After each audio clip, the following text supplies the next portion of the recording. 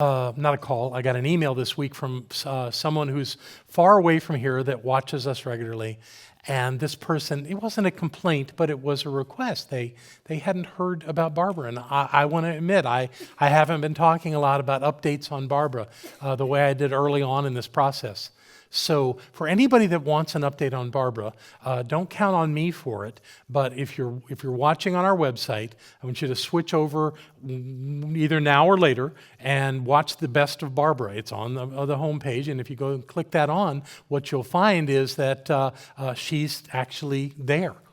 So you can hear her speak and make your own appraisal of her progress. So that's not for me, that's for you. So thank you. I want to talk about change today, but change is an interesting thing in that it, like many words in our language, it has different meanings and it can be applied differently.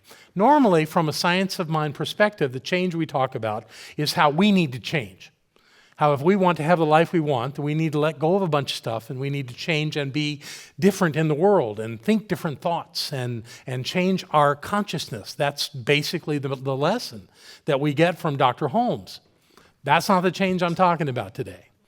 I want to talk about those unwanted, undesired changes that show up in our lives just to piss us off. At least that's what we think. Can anybody think of one maybe that's happened recently? Yep. It's called a pandemic. A word that was not part of my lexicon a year ago. I mean, I knew what it was, but who uses that word, right? Even with some of the viruses and things that have happened over the years, the AIDS situation, the swine flu, the bird flu, we heard all of those. But they really weren't like this. They were different. They were somehow they got a handle on those. This one just went bananas. And every one of us has had to make shifts in our lives through this. Now, we can look at it from the pandemic perspective, or we can look at it from any change that happens in our life that we don't want. And you will agree with me. I don't even need to ask you. You know that changes happen you don't want. You know things change.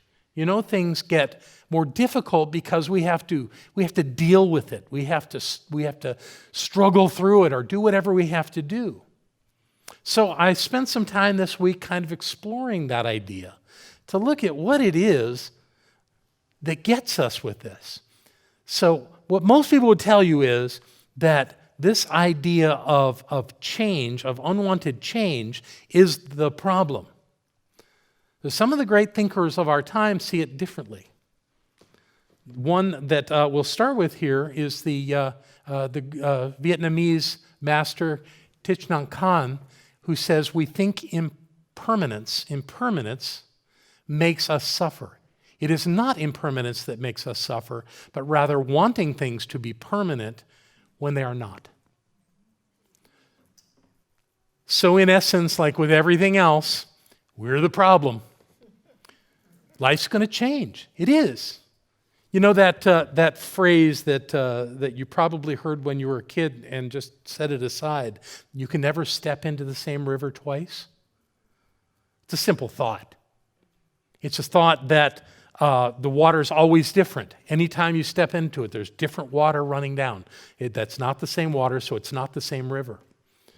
And then again, around here, you can figure out that not being the same river can also be about the course of the river, because we've had our challenges with the sloughing off of our bank out there, taking part of our parking lot, and how the river, or in this case, Hominy Creek, has changed that way as well. That sometimes it really does change course. But the point is, it's never the same. It's never stagnant. But the important thing to understand about that is that in its constant state of changing, so is everything else. Change is always happening everywhere. You know, you don't breathe in the same air. You've never taken the same breath twice. And even if you had similar thoughts, your thoughts are not the same. Even when you're remembering or trying to remember things that have happened in the past, memories are not constant. Memories change. And I asked that question, Google, how much do our memories change? And I came up with some fascinating information. A study recently done by the Center for Memory and Law at the City University of London has determined that 40% of our memories, our initial memories, like something happened and then we immediately remember it, 40% are inaccurate. They're fantasy. That's crazy. What can you rely on if you can't rely on your memory? But apparently that's what the researchers are telling us. They're telling us that we can't count on that we really can't count on anything staying the same. And then, of course, with memories, we all know that we embellish them. We know that what happened last year when we want to tell somebody about it, it morphs, it changes. It more represents the way we want to tell the story. So none of that is going to be accurate. None of it can we count on. And if we can't count on that staying accurate and being the same, what can we count on? The truth is not much, because it's all changing all the time. So what do we do with that? Well, clearly this requires that we pay attention. Not that we can clean all that up, but we have this natural desire for our lives to be reliable, for our lives to have a level of certainty that we can feel comfortable with. But anybody who studies such things will also tell you that if our life is so certain that we do the same exact thing every day, we go through the same routine, we have the same experiences over and over, we'll die of boredom. Life's not like that. There's nothing about life that is that certain. Anything can change. And most of it, or at least a lot, no, let's not say most of it, that's not fair. A lot of it is not really about us. We just receive this experience and we have to deal with it. Now, in the science of mind, of course, we're telling everybody that you're creating your experience. Well, it may be absolutely true that you are creating many of these experiences that you don't want. That doesn't change the fact that they're there.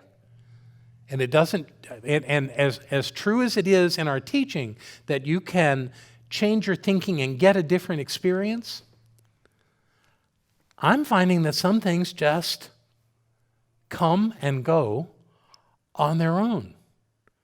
And that it's my job to work on my experience more than to try to change the outside world to be the way I want it. So I'm discovering there's some things.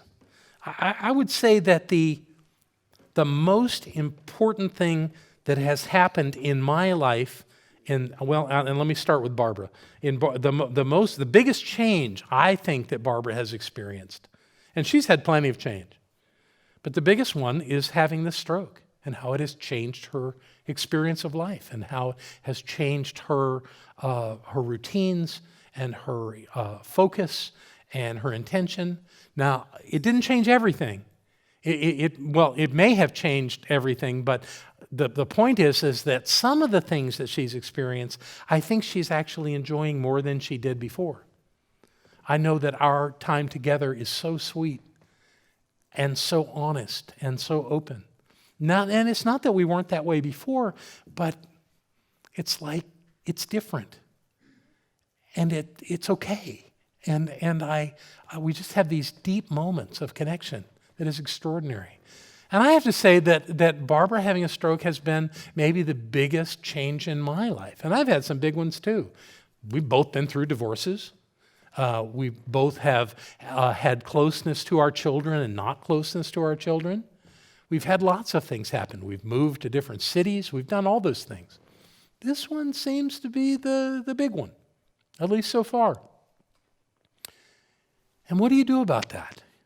It's not like I can do treatment work that Barbara's going to change the way I would want her to change. So what I've been spending a lot of time is really appreciating how she is right now, and how beautiful she is right now, and how powerful she is right now, and how she's on her path, unquestionably on her path, as am I. And spending time not being happy with where we are gets really heavy and hard. And I've had my share of pity party. And I've had times where I just sat and sobbed about it all. Didn't change a thing. It didn't redirect any energy towards something that I would like better. So what I found is I'm really not going to spend much time doing that because it doesn't seem to do anything that helps. It's a release, and I suppose it helps in that way. But beyond that, nah. And there are times when Barbara, is so clear that she's okay. She's still here, And that was kind of the alternative plan, was either be here or not be here. And she chose to stay, and I did everything I could to facilitate her staying by calling every minister I had a phone number for during the 3 hours she was in surgery. And I got what I was asking for. I didn't want her to go. So how bad could it be? I like to cook anyway. And I particularly love to have her enjoy the food that I give her to eat. That makes me really happy, So I still get that. I'd love to figure out a way for her to clean up half the time, but maybe one of these days, huh? But all in all, when you let go of the stuff that you're resisting, the essence of it shifts. And that we can't control everything that happens to us, but we can control what we do with it. And that seems to where it comes down. And that seems to be where it becomes useful to understand this power we have to live our lives openly and to live our lives in a way to realize that we are really in charge. Now, we may not be able to control every condition, but we certainly can control what we do with every condition that shows up. So, what I've got for you today is I sat and pondered this. Normally, I can get my talk done in one day. Just spend some time with it, go through it, come up with what I want to say, and then set it away for a couple of days, pick it back up, and really kind of ingest it again and get a real sense of what I want to share with you while I'm standing here. This one took 3 days. But I really wanted to look at this idea of this unwanted, undesired change. What can we do about it? And I came up with some stuff. I came up with, I think, six ideas on what we can do with it. And I call it adapting to unwanted and unexpected change. How do we do that? Well, the first one that came to me, or the one that would be the primary starting point, is to start by being reflective. Because our tendency would be to be faced with the awareness of a big change and go, oh crap, this is awful. This is terrible. I don't want to do this. I don't want any part of this. And get lost in all of that. That doesn't help. That helps nothing. In fact, that's like falling into the abyss. And then you got to crawl back out. So the idea that came to me was, let's be reflective about who we are in the midst of this. Reflect on what this thing is that's happening and what it's not. Because sometimes we overthink this stuff and make it worse than it is. If we react too quickly, we'll fall into that hole. But if we give ourselves a little time to process it, we may not need to do that. Of course, that's something, I say start by being reflective, but perhaps through this whole thing, it's really good to be reflective. Perhaps it's good to ask ourselves questions like, what am I learning from this about myself? When I say what am I learning, it's not about learning anything out there, it's about learning stuff right here. And when I learn things about myself, it makes me stronger, it makes me clearer. And one thing I'll say this pandemic done is it has helped me to be patient. It has helped me recognize that I do have a strength to lead through even this kind of mess. And it's a mess. It's got everything kind of turned upside down, but I'm going to stay the course. And I'm not going to spend a lot of my time thinking about when that vaccine's coming out and when my turn is to get stuck. What good would that do? What I have to do is deal with today and where I am today and what's happening today. And that's the important thing to understand. And it's important for me to reflect on the fact that I know what to do. even if I don't know what to do. Even if I don't know that I know what to do. Let's say it that way. That maybe the real work here is just being open to knowing what to do, and that would be enough. So we start with reflection about who we are and what we're going to get out of this, because there's something to get. The second one is to be kind to yourself. Because, and it's pretty easy to do that with the pandemic, but there are things that happen in our lives where somehow our ego wants to say, you did that, you screwed that up. You made a mess out of that. Well, I believe that everything that we do is the best that we can do. Now, before something happens and we're making a choice, we have infinite possibilities of where we can go, what we can do. But once we make that choice and act on it, that's the only thing that could have happened. And there's no sense of crying over spilled milk, as they say, or somehow thinking that we did the wrong thing. So my suggestion is, if any of that stuff comes up, if the ego starts kind of whooping on us, saying, you messed this up, don't buy it. You didn't. You did the best you could in the moment. And if you'd had more information, maybe you would have made a different choice, and maybe you have made different choices since then. But beating up on yourself will not get you any further along the path. Making yourself wrong really actually stunts your ability to move through something. Thinking, and that's important for us as people that practice the science of mind, because the science of mind tells us that we're creating our experience, and we are. But nobody said we have to create every experience in sweetness and light. It's okay to create some things we have to grapple with. It's okay to be in a state of reviewing what's happened in a way that we can continue to evolve through it. So we be kind to ourselves in the midst of it, because beating ourselves up will not help. It'll just make it harder with each day that we do it. And the truth is that there's something in what has happened that is a good thing. Something in it. I like to say it's something that God's in the midst of all of it, and my job is to find God. Call it good, call it God, I don't care what you call it, but nothing is happening in your life that doesn't have some value for you. So don't fall into that abyss that this is all bad. It's not. It is what it is. What are you going to do with it? And where are you going to find the divine in the midst of it? Believe in yourself. Because, yes, you got into this, whatever it is, pandemic or otherwise, and you can get out. I've noticed that a lot of people are getting out by leaving their bodies. I'm not particularly fond of that right now. I think I want to stick around. I don't blame anybody. Anybody who wants to leave, I get it. I absolutely do. This thing could seem treacherous if you wanted to think about it that way. And a lot of people have left. I'm going to stick around. And I invite you to stick around. And if you have thoughts that maybe you'd like to not stick around, you can call me. We'll talk about it. And we'll go a little deeper into that. But what I see is that this thing can make us stronger. It can make us clearer.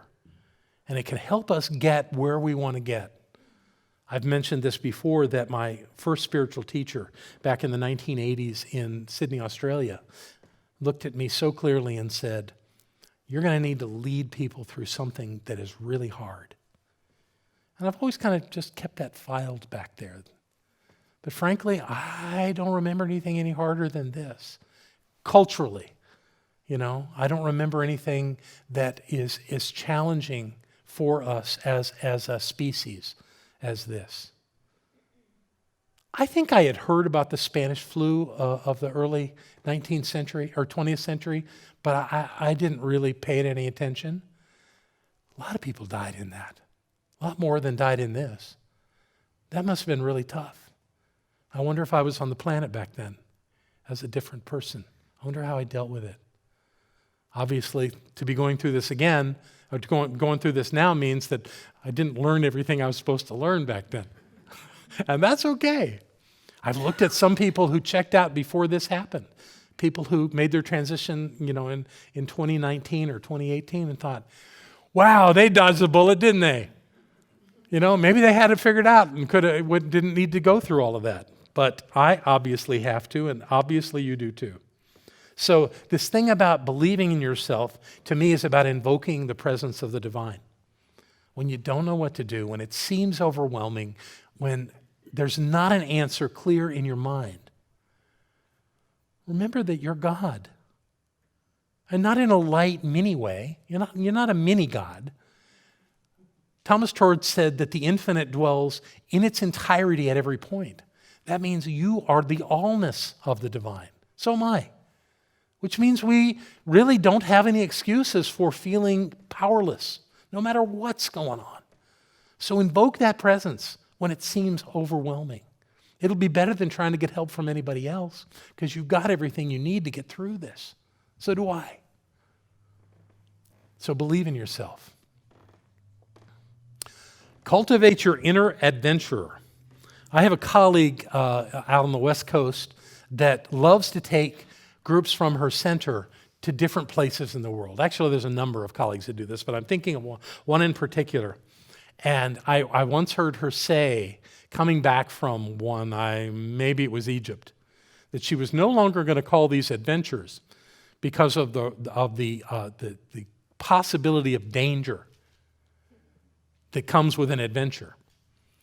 And I thought about that, and I thought about that relating to where we are now.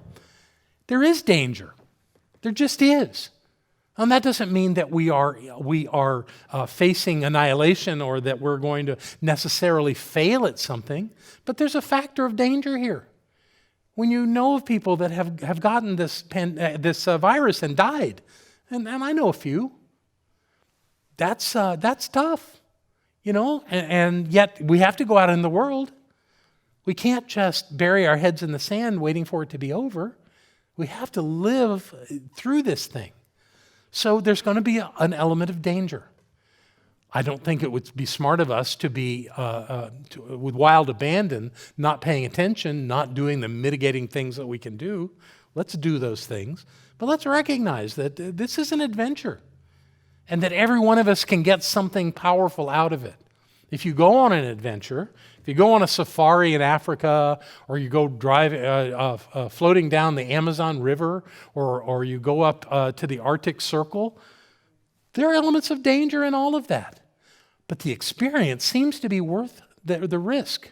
I've asked myself, why do people keep climbing Mount Everest? Because so many people die or get frostbite or have all these things, because to them it's exhilarating to be up there, to be on the top of the world. Great. That's not for me. I'm not jumping out of a plane either. Although there was a 102-year-old woman that went on a skydiving adventure a few weeks ago. And she was saying before she went that she may do this on every birthday from now on. She said that before she went. When she got down, she said, that's enough. But she got something out of that. So why not get something out of this thing that we're going through now? What? I don't know. That's up to you. But there's something there to get. Even if it's just about you, let it be an adventure that you can thrive through. Here you go. Claim your outcome. Anybody here spending time thinking about what life's going to be like once this thing settles down? What your life is going to be like when this thing settles down? What you want to do with all this wonderful information that you've gathered in the midst of this journey, this adventure? It would serve us all to start thinking that way. How do I want my life to be? Please don't say like it was before, because it can't. It won't. So don't even go there. Start creating the life you're going to have when this thing is over. I've said several times here that it points to me that the Spanish flu happened in like 1918 and 19. And what happened the next year, the beginning of the Roaring 20s? Big old party. What do you want life to be like when this thing is over? That's worth some time to think about it. The last one on the list is be grateful. Find something every day to be grateful for. There may be some things that you're still struggling with, and I'm not asking you to be grateful for things you don't like. But your life is full of blessings. Mine is too. So spend some time thinking about those blessings and how good it is. God knows I do that with Barbara. You know, Barbara went through a thing just 3 weeks ago where she fell.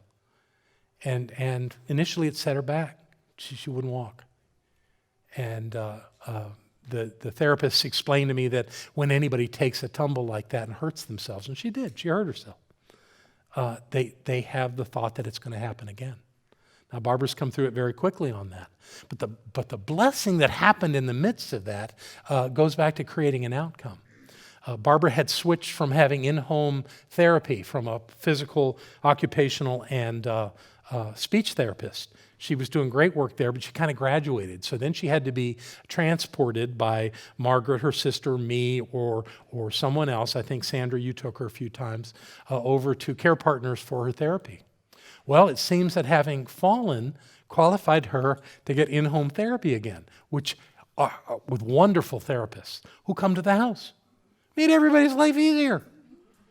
A blessing in the middle of a catastrophe. You know, there's always a blessing. There's always something for us in the midst of that. So I have chatted with you longer than you had planned, so let me give you my couple of quotes to end this thing. One is so traditional and so wonderful. It's the serenity prayer. God grant me the serenity to accept the things I cannot change, courage to change the things I can, and wisdom to know the difference. May we all be able to do that. And this one that I particularly like. Sometimes the hardest things that happen in our lives put us directly on the path to the best things that will ever happen to us. Anonymous, but worth knowing. Yeah. So as you go back out into your pandemic, remember who you are and live from that knowing. And don't let it get the best of you, because you are much more powerful than any virus. And please know that this place is here for you, that I love you, that Barbara loves you, and that we have all these practitioners that are treating for you every day, knowing how powerful and creative and wonderful you are. And that's a blessing in my life, and I hope it's a blessing in yours. I love you very much. Thank you.